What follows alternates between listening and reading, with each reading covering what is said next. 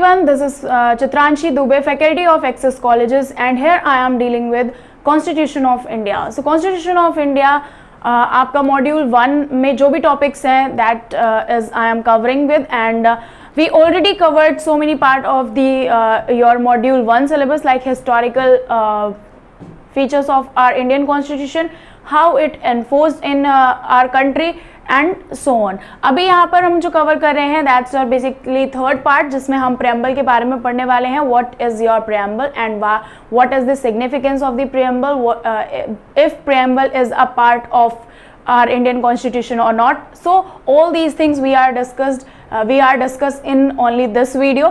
But उसके पहले what we need to understand, like what are the basic 3 pillars of Indian government. So our Indian government is having 3 basic pillars. These are, first one is your executive, second one is your legislature, and third one is your judiciary.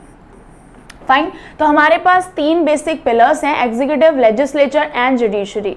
And in brief अगर मैं बहुत ही एक छोटा सा एक layman language में example दूं, सो executive का काम क्या होता है, दैट इम्प्लीमेंटेशन. ठीक है, implementation of those laws.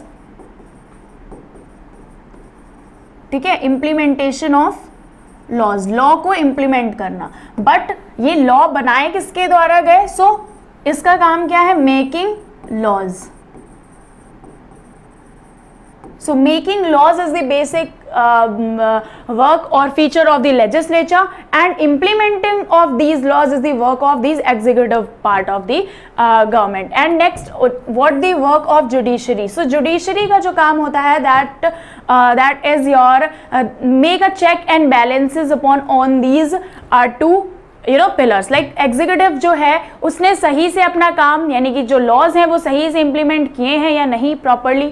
Next कि लेजिस्लेचर ने जो लॉज बनाए हैं वो कहीं कॉन्स्टिट्यूशन का वॉयलेशन तो नहीं कर रहे हैं, कहीं ये किसी फंडामेंटल राइट को तो वॉयलेट नहीं कर रहे हैं. So all these things we have to understand and keep in mind, like what are these 3 pillars and इनके क्या वर्क्स हैं. अब यहाँ पर देखते हैं एग्जीक्यूटिव में कौन कौन आता है. सो प्रेसिडेंट ऑफ इंडिया आते हैं, नेक्स्ट वाइस प्रेसिडेंट आते हैं, प्राइम मिनिस्टर्स आते हैं, काउंसिल ऑफ मिनिस्टर्स आते हैं. सो यहाँ पर आपको यहाँ पर आई थिंक यहाँ पर 4 पॉइंट्स आपको मिल गए कि ये सारे जो हैं वो काउंसिल ऑफ मिनिस्टर्स को मिला करके ये पार्ट है एग्जीक्यूटिव का. बट यहाँ पर एक और होता है that is your attorney general. ठीक है, नाउ लेट्स अंडरस्टैंड कि अटॉर्नी जनरल कौन होता है. So attorney general is the highest law officer of our Indian government. यानी कि और अगर हम एक पर्टिकुलर एक फैक्ट देखें, और वो फैक्ट ये है कि अगर हम बात करें कि कौन सी ऐसी बॉडी है जिसमें सबसे ज़्यादा केसेस जिसके ऊपर सूड हुए हैं, सो वो और कोई बॉडी नहीं है बल्कि सिर्फ हमारी जो यूनियन गवर्नमेंट ऑफ इंडिया है वो ऐसी बॉडी है जिसके ऊपर सबसे ज़्यादा केसेस लगाए गए हैं. सो एक लाइक आप अपना इंडिविजुअल एग्जांपल ले लो. लाइक मैं हूँ, अगर मेरे ऊपर कोई केस लगता है तो मेरे पास क्या होगा, एक मेरा पर्सनल एडवोकेट होगा. तो इनका पर्सनल एडवोकेट कौन है, सो अटॉर्नी जनरल जो है वो पर्सनल एडवोकेट है किसके, यूनियन गवर्नमेंट ऑफ इंडिया के. सेम इसी तरह से आप अभी से ही ध्यान में रखो एडवोकेट जनरल. ठीक है, so here we are dealing with attorney general. Attorney general is for your union government and advocate general is for your state government. Fine. अभी नेक्स्ट लेजिस्लेचर. लेजिस्लेचर में आपका पार्लियामेंट आता है, एंड पार्लियामेंट में आपके 2 parts हैं, Rajya Sabha and the Lok Sabha. ठीक है, तो राज्यसभा में टोटल कितने मेंबर्स होते हैं, प्रेजेंट टाइम में 543 मेंबर्स हैं राज्यसभा में. 238 members are elected by the state assemblies. जो भी आपकी स्टेट असेंबलीज होती हैं उसमें से 238 मेंबर्स इलेक्ट होकर के आते हैं, एंड 12 मेंबर्स जो हैं आपके वो नॉमिनेटेड होते हैं. कौन नॉमिनेट करता है, नॉमिनेटेड बाय प्रेसिडेंट. सेम ऐसे ही लोकसभा में होता है. लोकसभा में आपके टोटल यहाँ पर ये लोकसभा का दिया हुआ है. लोकसभा में आपके 543 मेंबर्स इलेक्टेड होते हैं और 2 जो है वो नॉमिनेटेड होते हैं. यानी कि अगर हम टोटल लोकसभा के मेंबर्स की बात करें तो ये 245 मेंबर्स हो जाएंगे. और अगर हम राज्यसभा के मेंबर्स की बात करते हैं तो ये टोटल 250 हो जाते हैं. फाइन. सो यहाँ पर ये बात आपको ध्यान रखनी है, इससे बहुत सारे छोटे छोटे क्वेश्चंस आ सकते हैं अगर आपका ऑब्जेक्टिव एग्जाम होगा. अगर नहीं ऑब्जेक्टिव होगा, रिटन भी होगा, आपको आंसर्स लिखने होंगे. सो अगर आप ये सारे छोटे छोटे फैक्ट्स अपने आंसर्स में लिखेंगे तो ये बहुत ज़्यादा इफेक्टिव नज़र आएगा। तो ये बात आपको ध्यान रखनी है। Lok Sabha is having your 545 members total and okay and Rajya Sabha is having your 250 members. ठीक है, तो राज्यसभा में 250 है, 238 इलेक्टेड हैं और 12 जो है नॉमिनेटेड है, प्रेसिडेंट नॉमिनेट करता है। और इसी तरह से लोकसभा में 543 इलेक्टेड है और आपके 2 नॉमिनेटेड है जो कि अगेन प्रेसिडेंट नॉमिनेट करते हैं। Next judiciary. जुडिशरी का क्या काम होता है? जुडिशरी में हमने आपसे डिस्कस किया था, we have a integrated and independent judiciary. Like यहाँ पर आपके सब ऑर्डिनेट कोर्ट्स हैं, यहाँ पर आपका हाई कोर्ट है and here we are having supreme court. Supreme court is the only court, उसके अलावा हम कहीं पर बाहर अगर हम सुप्रीम कोर्ट के फैसले से भी एग्री नहीं करते हैं तो हम कहीं और जाकर के प्ली नहीं कर सकते। ठीक है, तो सुप्रीम कोर्ट क्या हो जाएगा? सबसे हाईएस्ट हो जाएगा। फिर सुप्रीम कोर्ट में एक चीफ जस्टिस ऑफ इंडिया होते हैं और 2 और यहाँ पर अदर जजेस, यहाँ पर 27 दिया है जिनका नंबर अभी बढ़ के 33 हो गया है। तो इसमें आप ऐड कर लो कि 33 जो है वो प्रेजेंट टाइम में बढ़ गए हैं। ठीक है, 33 हो गए हैं ये नंबर। तो ये आपका क्या है? जुडिशरी का वर्क होता है। अब जुडिशरी का वर्क मैंने ऑलरेडी क्लियर कर दिया कि क्या होता है। जुडिशरी का काम सिर्फ इतना सा होता है कि चेक्स एंड बैलेंसेस यानी मेंटेन रखना कि आपका जो एग्जीक्यूटिव है, आपका जो लेजिस्लेचर है वो सही लॉज बना रहा है कि नहीं, एग्जीक्यूटिव उन लॉज को सही से इंप्लीमेंट कर रहे हैं कि नहीं। सो ये चीज़ें आपको ध्यान रखनी है। ठीक है, so these are 3 major pillars of the Indian और सेंट्रल गवर्नमेंट। फाइन, आगे चलते हैं। अब सेपरेशन ऑफ लॉज, तो यहाँ पर अच्छा सबके काम क्यों अलग अलग हैं और सेपरेशन ऑफ लॉज की बात करी गई है? It means to say that कि all the works of these all 3 pillars have should be separated. Like judiciary का वर्क क्या है? Power to make judgements on law. ठीक है, फिर इसके बाद पार्लियामेंट का वर्क क्या है? Power to make and change law. ठीक है, लॉज को बनाना या उनमें अमेंडमेंट्स करना। फिर एग्जीक्यूटिव का क्या है? Power to put law into action. ये चीज मैंने आपको यहाँ पर एक फ्लो चार्ट में दिखाई है और वहां पर मैंने एक्सप्लेन कर दिया है। सो ये बात आपको ध्यान रखनी है। इन जनरल आप बस ऐसे ही समझ सकते हो और इसको आपको कहीं भी लिखना है तो आप इसी तरह से लिख भी सकते हो। फाइन, अब हम आज का जो बेसिक टॉपिक था हमारा, ये लास्ट लेक्चर का थोड़ा छूटा हुआ टॉपिक था, बट आज का जो हमारा मेन टॉपिक है दैट्स योर प्रियम्बल। ठीक है, प्रियम्बल को हिंदी में हम प्रस्तावना भी कहते हैं। ठीक है, प्रस्तावना भी कहते हैं। प्रियम्बल के बारे में 2-4 बातें हैं जो आपको याद रखनी है। प्रियम्बल जो है किसके कौन इसको लाया, किसने इसको ऐड किया, प्रियम्बल पार्ट है कॉन्स्टिट्यूशन का नहीं, ये बहुत बार कई बार क्वेश्चन बनते हैं। सो सबसे पहले तो ये समझो कि प्रियम्बल है क्या और कहाँ से आया। जो हमारे जवाहरलाल नेहरू जी थे उन्होंने क्या किया? जवाहरलाल नेहरू, ठीक है, JL नेहरू ने क्या किया? फर्स्ट टाइम जब भी हमारी बात चली कि हमारा एक कॉन्स्टिट्यूशन होगा एंड ऑल, तो उस समय ये एक ऑब्जेक्टिव रिजोल्यूशन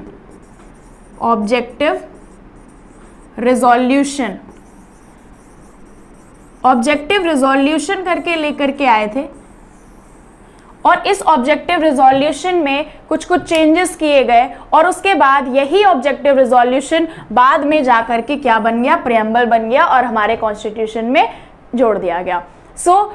इसका जो कह लो कि श्रेय किसको जाता है, इसका पूरा किसको जाएगा? जवाहरलाल नेहरू जी को जाएगा। जवाहरलाल नेहरू डायरेक्ट प्रियम्बल नहीं लेकर के आए थे, ही bring fourth the objective resolution जो बाद में क्या बना? प्रियम्बल बना। अब एक क्वेश्चन यहाँ पे, क्वेश्चन क्या, सिर्फ आप ये याद रखो, एक फैक्ट है, फैक्ट की तरह इसको याद रखो कि सबसे पहला कंट्री कौन सा था जिसने अपनी कॉन्स्टिट्यूशन में प्रियम्बल को ऐड किया? सबसे पहला कंट्री था USA was the only country जिसके कॉन्स्टिट्यूशन में प्रियम्बल, जिसका कॉन्स्टिट्यूशन का शुरुआत प्रियम्बल से होता है। तो वहां पर वो उनकी चीज देख करके फिर हमने भी, क्योंकि हमारा क्या है constitution is like our constitution is like borrowed. ठीक है, बोरोड फीचर्स है हमारे यहाँ बहुत सारे, तो यहाँ पर क्या है, हमने USA से यहाँ पर इंप्लीमेंट कर लिया अपने इधर भी। फिर USA का जो कॉन्स्टिट्यूशन का प्रियम्बल है वो भी स्टार्ट होता है वी द पीपल।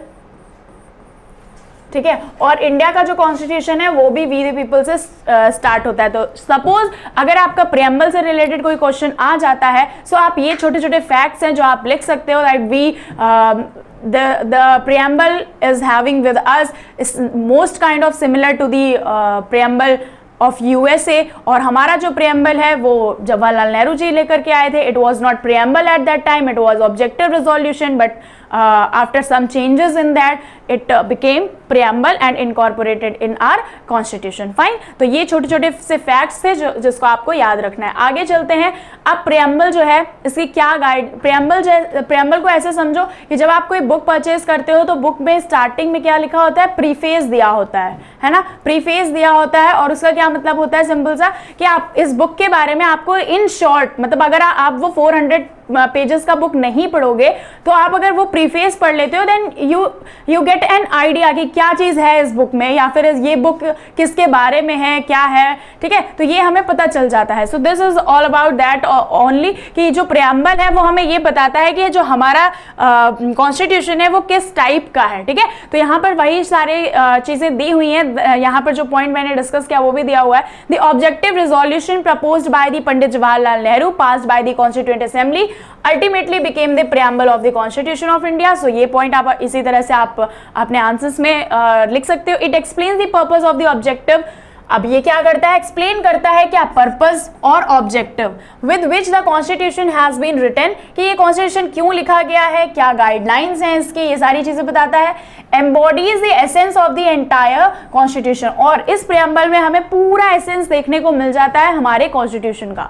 फाइन, तो ये एक अच्छी चीज है. अब देखो यहाँ पर मैंने एक प्रेम्बल का फोटो लगाया हुआ है, एक इमेज, जिससे आपको शायद क्लियर दिखेगा. अगर नहीं भी यहाँ पे विजिबल है देन आप लोग क्या कर सकते हो, एक प्रेम्बल को डाउनलोड कर लीजिएगा गूगल से. ठीक है, डाउनलोड करने के बाद उसको अच्छे से पढ़िएगा. वैसे यहाँ पर मैं आपको रीड करके बताने वाली हूँ, और जो इंपॉर्टेंट चीजें हैं उस पर आई विल सर्कल, और उस सर्कल को आपको क्या करना है, बाद में मैं इलेबोरेट करूंगी तो याद भी रखना है. ठीक है, चलो. सो प्रेम्बल देखो स्टार्टिंग कहाँ से हो रही है, we the people of India.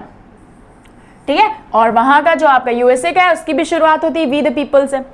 Having solemnly resolved to constitute India into a sovereign, socialist, secular, democratic republic. So ये जो words है ना, secular, democratic, republic, socialist, sovereign, and to secure to all its citizens justice. How many kinds of justice? Social, economic, political, liberty of thought. ठीक है, expression, belief, faith, worship, equality किसकी, status and opportunity, and to promote among them all fraternity, assuming the dignity of the individual and the unity and integrity of the nation. तो ये what is unity, what is integrity. ठीक है, ये जितना भी मैंने circle किया है, अंडरलाइन किया है, तो आप अब सोचोगे कि आपने तो पूरा प्रेम्बल ही अंडरलाइन कर दिया. यस, पूरा प्रेम्बल, यानी कि एक एक वर्ड जो है इस प्रेम्बल का ये दिखाता है कि हमारा कॉन्स्टिट्यूशन कैसा है. जो मैंने आपको कुछ सैलिएंट फीचर्स बताए थे कॉन्स्टिट्यूशन के, अब आप उसको इसमें इंप्लीमेंट या फिर वहां से आप समझने की कोशिश करो. देखो मैंने क्या बताया था कि हमारा जो कॉन्स्टिट्यूशन है वो कहां से स्टार्ट होता है, वी द पीपल, यानी कि यहाँ पर इंडिविजुअल की, हर एक इंडिविजुअल की बात होती है और किसी एक इंडिविजुअल की बात भी नहीं होती. इसका क्या मतलब हुआ, मतलब हम सोशलिस्ट हैं. हम पूरा अगर हम बात करेंगे जो चीज मिलेगी वो सबको मिलेगी. पूरे भारत के जो लोग हैं, ऑल इंडियन सिटीजन्स, उनका अधिकार है उस पर्टिकुलर चीज पर. ठीक है, so we the people of India से शुरुआत हुई. फिर सॉवरेन है, सोशलिस्ट है, सेक्युलर है. क्या हमने ये पढ़ा था कि सेक्युलर यानी कि हमारे यहाँ क्या है, हमारे यहाँ ये एक सैलिएंट फीचर भी है, और आप ना इसी से सारे सैलिएंट फीचर निकाल सकते हो. अगर आपको वहां पर समझ में नहीं आया तो यहाँ पर आप देख सकते हो. जस्टिस की बात हो रही है, कोई भी सोशल जस्टिस सबके साथ होगा, सबके साथ इकोनॉमिक जस्टिस होगा, सबके साथ पॉलिटिकल जस्टिस होगा. लिबर्टी यानी कि आपको छूट दी जाती है थॉट की, एक्सप्रेशन की, वर्शिप की, फेथ की, बिलीव की, ये सारी चीजें यहाँ पर. इक्वालिटी यानी कि गर्ल्स हो, बॉयज हो, विमेन हो, जेंट्स हो, लेडीज हो, ऑल आर इक्वल्स. ठीक है, ट्रांसजेंडर हो, सभी इक्वल्स हैं. ठीक है, इक्वल हैं. फिर फ्रेटर्निटी की बात आती है कि हम क्या शो करना चाहते हैं, भाईचारा. ठीक है, वी हिंदू मुस्लिम सिख ईसाई आपस में हैं भाई, वी ऑल आर ब्रदर्स. तो ये बात आपको ध्यान रखनी है. फिर ये लास्ट की लाइन्स है, ये बहुत इंपॉर्टेंट है. आई मीन टू से कि अगर आप इस प्रेम्बल को एज इट इज यही बोलेंगे कि आप रट लेते हो और इसको कहीं पर लिख देते हो, so it will leave a great effect on your answer. ठीक है, so in our constituent assembly 26th day of November 1949 do hereby adopt enact and give to ourselves this constitution। तो इन लोग इसमें क्या हुआ कि जब 26 नवंबर था जिस दिन, उस दिन इन लोगों ने इस पे साइन किया इस कॉन्स्टिट्यूशन में, और ये कहा कि हम इसको क्या करते हैं, अडॉप्ट करते हैं, इनैक्ट करते हैं और खुद को ही आत्मार्पित, हिंदी में आप पढ़ोगे तो वहां लिखा होगा आत्मार्पित करते हैं। ठीक, तो यहाँ पर ये जो 26 नवंबर आता है, इस दिन हमेशा हम संविधान दिवस भी मनाते हैं। ठीक है, कॉन्स्टिट्यूशन डे। ओके, तो ये देखो छोटे छोटे फैक्ट्स हैं,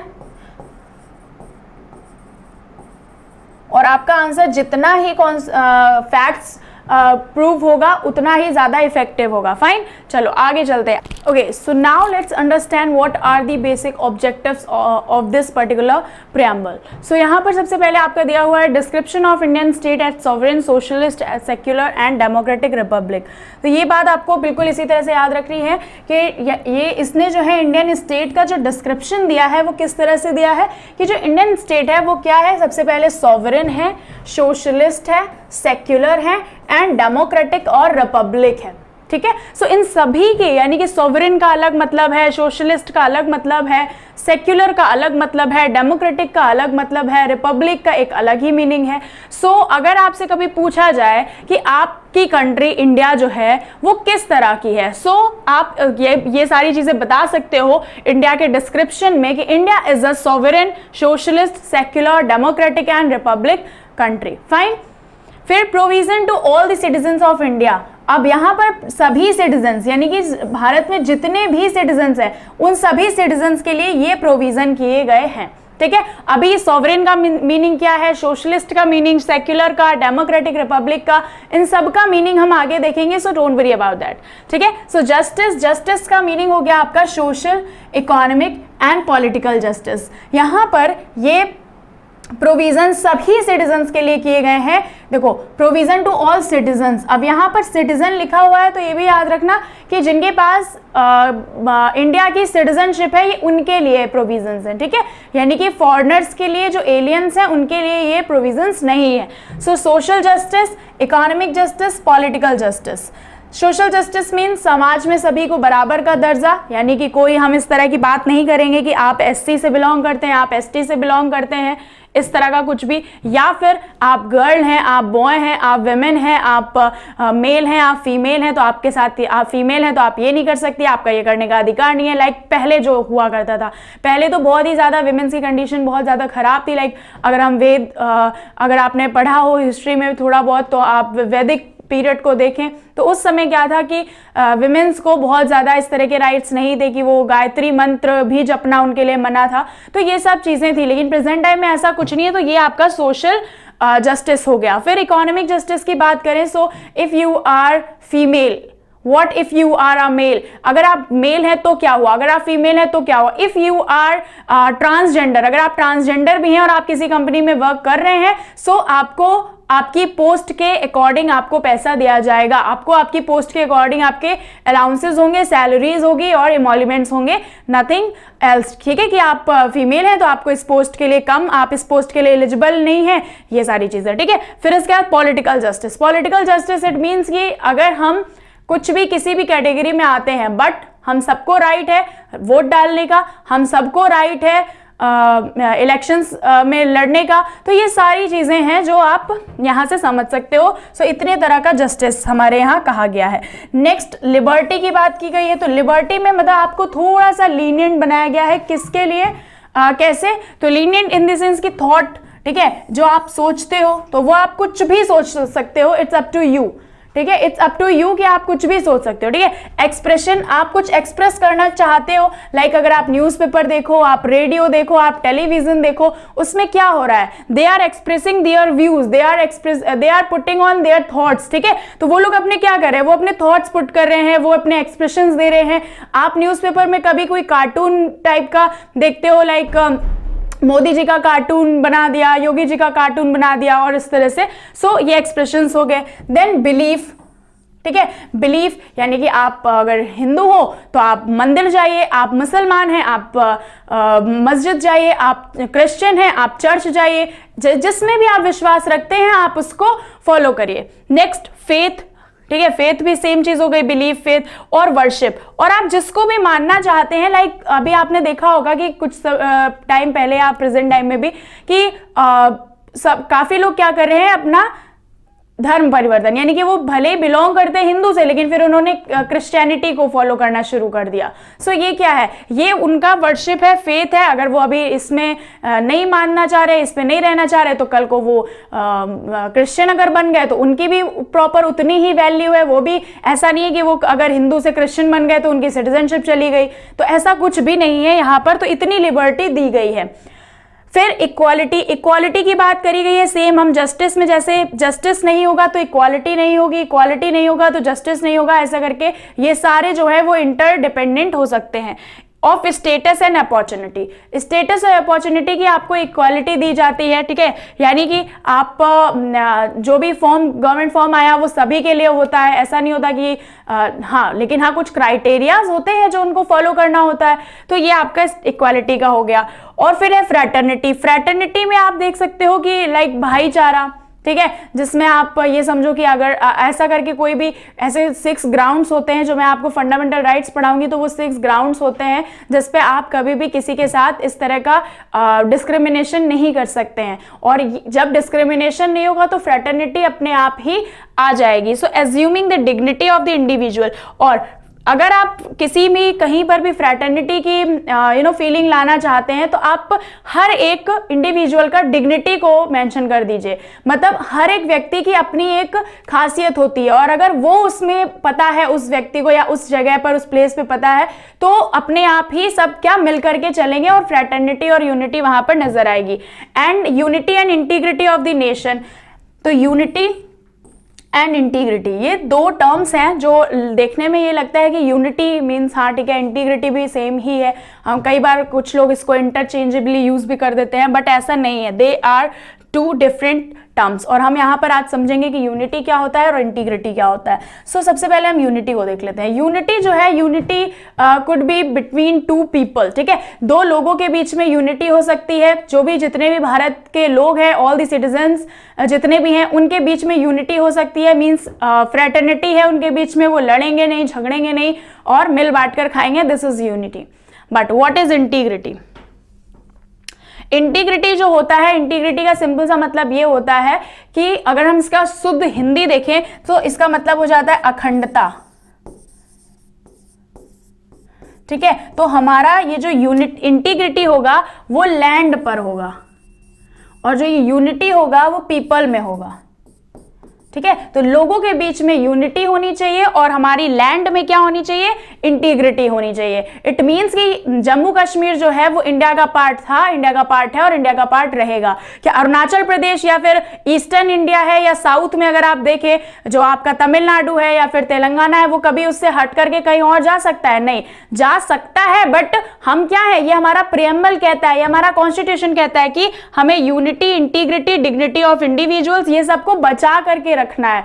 और कॉन्स्टिट्यूशन का जो ये प्रियम्बल है वो एक बेसिक फीचर गिना जाता है। अब मैं आपको अभी नहीं, लेकिन फिर कभी जब जैसे जैसे हम आगे बढ़ेंगे कॉन्स्टिट्यूशन में, then you will able to understand what are the basic features. तो यहां पर आप ये एक टर्म याद रखिएगा कि ये जो प्रियम्बल है वो क्या है? बेसिक फीचर है। और प्रियम्बल के जितने भी वर्ड्स हैं, all these words are basic feature of our constitution.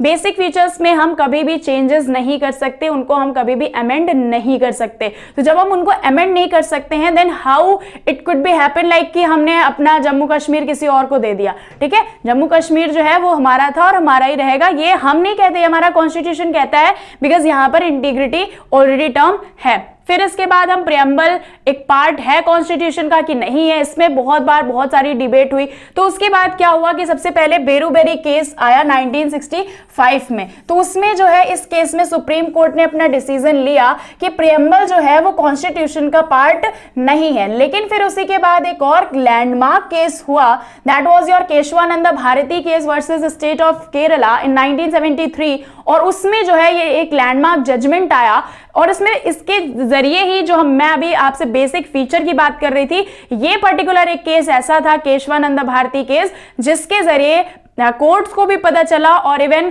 अभी हमारे इंडिया में सारी चीजें इस तरह की हैं कि ये बेसिक फीचर है ऑफ आवर कॉन्स्टिट्यूशन, और इसको हम चेंज नहीं कर सकते, इसको हम अमेंड नहीं कर सकते। तो ये जो बेसिक फीचर का कॉन्सेप्ट है वो केशवानंदा भारती से आया है। ये प्रियम्बल जो है वो कॉन्स्टिट्यूशन का हिस्सा है, ये डिक्लेयर किया गया था इस पर्टिकुलर केस में। Kesavananda Bharati case is a very important case, इसके बारे में आप याद कर इस नाम को, इस केस को कहीं आप यूज कर सकते हो। फिर इसके बाद क्या हुआ कि एक और केस होता है 1995 में, और ये भी यही प्रूव करता है, ये केस था LIC of India case, upheld the preamble and said that it is an integral part of the constitution. तो प्रियम्बल क्या है, एक इंटीग्रल पार्ट है कॉन्स्टिट्यूशन का। अगर हम इसका हिस्ट्री देखें थोड़ा सा, तो मैंने आपसे कहा था कि प्रियम्बल जो है वो नेहरू जी ने प्रपोज किया था एज ऑब्जेक्टिव रिजोल्यूशन, देन इस पे क्या हुआ था डिस्कशन हुआ था, और फिर इसको शामिल किया गया था, और कुछ इसमें चेंजेस भी हुए थे। तो जाहिर सी बात है कि जब ये सब हुआ तो यही पूरा प्रोसीजर था कॉन्स्टिट्यूशन के बनने का, तो ये भी उसका पार्ट हो जाता है। फाइन। अब can the preamble be amended, ये बहुत बड़ा क्वेश्चन आता है, क्या हम प्रियम्बल को अमेंड कर सकते हैं? तो मैंने आपसे कहा था कि बेसिक फीचर को अगर हम ना चेंज करें, यानी कि उसका बेसिक मतलब जो है वो ना बदले, तो हम उसको अमेंड कर सकते हैं। अगर हमने सपोज यहां से हम सेक्युलर टर्म हटाना चाहें और इस इंडिया को एक पूरा सिर्फ हिंदुस्तान जैसा कि इसका नाम है और एक हिंदू कंट्री घोषित कर दे, तो क्या ऐसा कर सकते हैं? नहीं कर सकते। क्यों? क्योंकि ये हमारे कॉन्स्टिट्यूशन के बेसिक फीचर्स के अगेंस्ट में है और ये कॉन्स्टिट्यूशन का वायलेशन हो जाएगा। तो यहां पर Kesavananda Bharati case 1973 has held that preamble may be amended subject to the basic feature of the constitution. Preamble को हम अमेंड तो कर सकते हैं, लेकिन इसके बेसिक स्ट्रक्चर जो है उसको हम नहीं पहुंचना चाहिए। और हमने इसको एक बार अमेंड किया भी है। कब अमेंड किया है? हमने इसको अमेंड किया था 42nd अमेंडमेंट 1976 में, और इसमें 3 टर्म्स जो है वो ऐड किए थे। वो 3 टर्म्स क्या है? वो 3 वर्ड्स कौन कौन से हैं? Socialist, secular and your integrity. So हमने सोशलिस्ट को जोड़ा था, सेक्युलर को जोड़ा था और इंटीग्रिटी को जोड़ा था। सो मेनी टाइम्स, बहुत बार ये क्वेश्चन पूछा जाता है कि कौन से 3 टर्म्स जो हैं वो हमने कॉन्स्टिट्यूशन में या प्रियम्बल में ऐड किए थे। सो 42nd अमेंडमेंट में 3 terms socialist, secular and integrity हमने अपने प्रियम्बल में ऐड ऑन किया था। फाइन। अब देखो keywords mention in the preamble. जो कीवर्ड्स मेंशन है प्रियम्बल में, मैंने कहा था उनका मतलब आपको पता होना चाहिए। सो सबसे पहला वर्ड जैसे कि यहाँ पर दिया हुआ है सॉवरेन। सॉवरेन का मतलब क्या होता है? Emphasises that there is no authority outside India. India के बाहर कोई ऐसी अथॉरिटी नहीं है on which the country is any way dependent, जिसपे इंडिया डिपेंडेंट हो। इंडिया क्या है? इंडिया फ्री है, सॉवरेन है, वो अपने फैसले खुद ले सकती है, उसे किसी की जरूरत नहीं है कि वो बाहर से कोई उसे गाइड करे। Fine. So this is the meaning of sovereign. Hindi में अगर हम बात करें तो हिंदी में इसका मतलब हो जाएगा संप्रभु। फाइन। नेक्स्ट है by the word socialist. Socialist का क्या मतलब है? The constitution means that the achievement of the socialistic pattern of society through democratic means. तो डेमोक्रेटिक मीन्स यानी कि लोगों को ज्यादा वरीयता देके, हम लोगों को प्रेफरेंस देंगे ज्यादा से ज्यादा। हम इलेक्शन कराते हैं तो किसके, हमारा जो पीएम होता है उसे कौन चूज करता है? एमपी एमएलए चूज करते हैं, बट एमपी एमएलए को चूज तो हमने किया ना, तो हम किसको प्रेफरेंस दे रहे हैं? हम भारत की जनता को प्रेफरेंस दे रहे हैं। हम ऐसा नहीं कर रहे कि एक सोसाइटी सिर्फ कैपिटलिस्ट यानी कि जिनके पास सिर्फ पैसा है, टाटा, अंबानी, बाटा, ये सब आकर के सिर्फ वोट देके और अपनी सरकार बना ले। नो, हम क्या कह रहे हैं कि वो गरीब अगर है, उसके घर में खाने को कुछ नहीं है, तो भी उसे वोट देना है, और अगर वो बहुत ज्यादा अमीर है तो भी उसे वोट देना है। तो हम ये क्या कर रहे हैं? हम सोशलिस्टिक पैटर्न, हम एक ऐसा समाज बनाना चाहते हैं जहां से एक एक कोने से आवाज पहुंचे, रिप्रेजेंटेटिव पहुंचे, और तब ही जाकर के एक ऐसा अच्छा सा रिप्रेजेंटेटिव निकल करके आता है। नेक्स्ट बात कर रहे हैं सेक्युलर स्टेट। तो सेक्युलर स्टेट का बहुत ही सिंपल सा मतलब है कि हम क्या है? धर्मनिरपेक्ष। क्या भारत का कोई धर्म है? क्या भारत को कभी ये कहा गया कि भारत मुसलमान कंट्री है? क्या भारत को हिंदू की कंट्री कहा गया? क्या भारत को क्रिश्चियन की कंट्री कहा गया? जैनिज्म, बुद्धिज्म कहा गया? कुछ नहीं इस तरह का कहा गया। It's only a secular state. It means that कि हमारे यहाँ आपको हिंदू, मुस्लिम, सिख, ईसाई, बुद्धिज्म, जैनिज्म, सारे के सारे जो रिलीजन्स हैं वो देखने को मिलेंगे। क्या हमारा इंडिया का कोई कास्ट है? क्या कोई क्रीड है? क्या कोई रिलीजन है? कुछ भी नहीं है। So it is your secular state. And यहाँ पर सर्वधर्म संभावना की भावना है, यानी कि हम सभी धर्मों का सम्मान करते हैं। It also means that the state shall not discriminate against the citizen in any way on the basis of religion. इसका यह भी मतलब है कि हम रिलीजन के आधार पर किसी के साथ कोई भी डिस्क्रिमिनेशन नहीं करेंगे। नेक्स्ट कह रहा है the state regards religion to be the private affair of a person including the right to believe or not to believe in a religion. साथ में जब अभी हम फंडामेंटल राइट्स पढ़ेंगे तब आपको बहुत कुछ ऐसा पता चलेगा कि अच्छा ये भी राइट्स है हमारे पास। लाइक अगर आप देखो 25th आर्टिकल से लेकर के 28th आर्टिकल, आर्टिकल नंबर 25 से लेकर के आर्टिकल नंबर 28 क्या कहता है? Freedom of religion.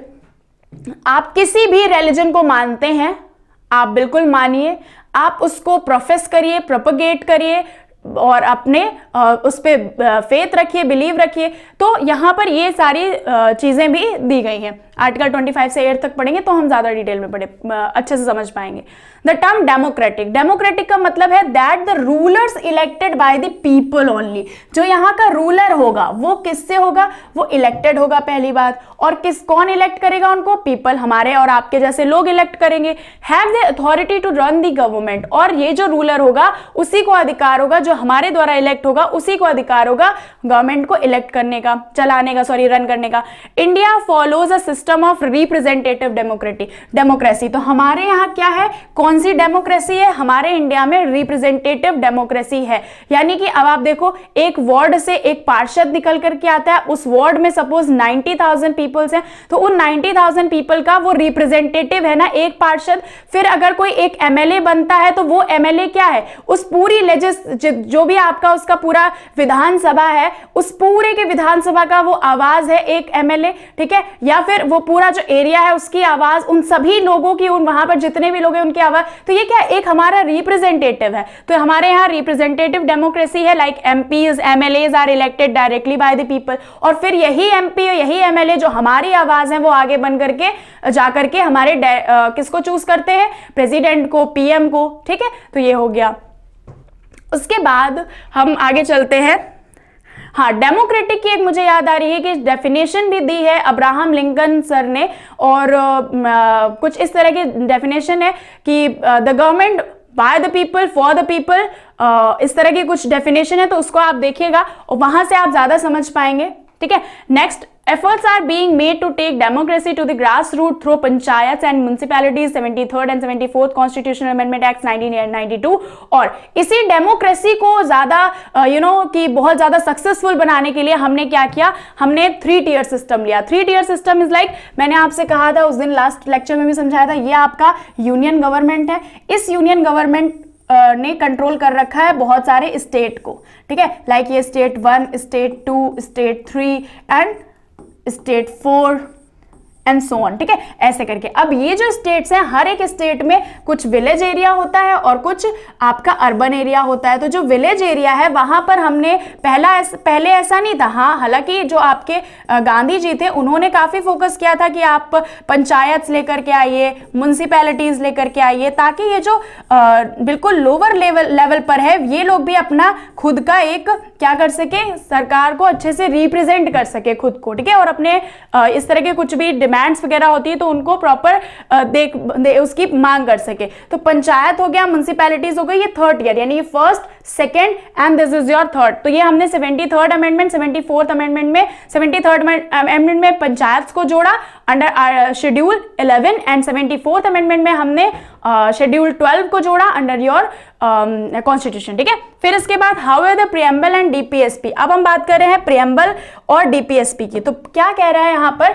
डीपीएसपी मैंने आपको बताया ना, directive principles of the state policy emphasises not only the political democracy but also the social and economic democracy. तो ये जो प्रियम्बल है और ये जो डीपीएसपी है, ये सिर्फ पॉलिटिकल डेमोक्रेसी की बात नहीं करते हैं। यानी कि ये सिर्फ ये नहीं कह रहे हैं कि डेमोक्रेसी सिर्फ पॉलिटिक्स में होनी चाहिए, एडमिनिस्ट्रेशन में होनी चाहिए, नहीं, ये भी कह रहे हैं कि सोशल एंड इकोनॉमिक डेमोक्रेसीज भी होनी चाहिए। सोशल यानी कि सभी लोग, एक सोशलिज्म पैटर्न जो हमने लिया है वहां पर भी डेमोक्रेसी हमें दिखे, और साथ में हमें इकोनॉमिक लेवल पे भी डेमोक्रेसी नजर आए, यानी कि लोगों को ज्यादा प्रेफरेंस दिया जाए। डेमो मीन्स होता है आपका पीपल और क्रेसी मीन्स होता है गवर्नमेंट, ठीक है? ये आपका इंग्लिश में ऐसे करके पढ़ते हैं। फिर रिपब्लिक, रिपब्लिक का मतलब क्या है? Republic means head of the state is an elected representative. Republic, public ने क्या किया है? उसको इलेक्ट किया है। कभी भी ऐसा नहीं होगा कि हमारे यहाँ मोनार्क हो, ठीक है। तो हेरिडेटरी मोनार्क का सिस्टम ही नहीं है कि राजा का बेटा राजा बन गया, फिर रानी की बेटी रानी बन गई, ऐसा नहीं होगा। ठीक है, हमारे यहाँ हर बार क्या होगा, लाइक अभी प्रेजेंट टाइम पे जो हमारे प्रेसिडेंट है वो रामनाथ कोविंद सर हैं। अब जब भी वो रिटायर्ड होंगे 5 साल बाद, तो उनके बाद उनका बेटा तो बनेगा नहीं, क्योंकि हमारे यहाँ हेरिडेटरी मोनार्क तो है नहीं। तो हमारे यहाँ है क्या, फिर से इलेक्शन होंगे, फिर से कोई नया सारे लोग इलेक्शन में आएंगे, फिर इनडायरेक्टली इलेक्शन होगा, और फिर उसके बाद कोई नया एक रिप्रेजेंटेटिव हमारा, यानी कि हमारे इंडिया का पूरा रिप्रेजेंटेटिव जो first person of the India होता है, दैट्स योर प्रेसिडेंट, और वो चुन करके सामने आएंगे। सो ये आपका रिपब्लिक का मतलब हो जाता है। So this is all about today, और हम मिलेंगे अपने नेक्स्ट इसी तरह की फैंटास्टिक वीडियो में। Thank you so much.